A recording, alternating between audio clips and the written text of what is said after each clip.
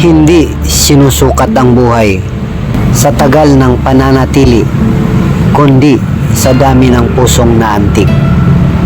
Rest in peace, SDS Raymundo M. Cantonos.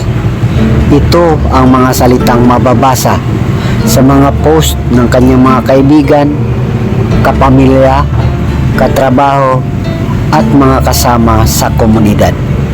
Patunay na sa kanyang buhay ay marami siyang naitanim na kabutihan.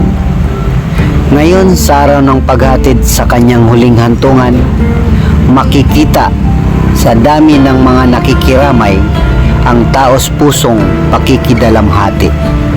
Lalo na ang walang kapantay na pagdadalamhati ng kanyang pamilya na aming buong pusong dinadamayan. Isa rin kami sa mga nakiramay at nakipaglibing sapagkat kasama rin namin siya bilang isang siklista noong mga panahong hindi pa siya SDS. Isang taong simple, mapagkumbaba at may malasakit sa kapwa. Sa ilalim ng kanyang pamumuno, maraming mga programa ang naisakatuparan na naglalayong itaas ang kalidad ng pag-aaral ng mga kabataang Masbateño.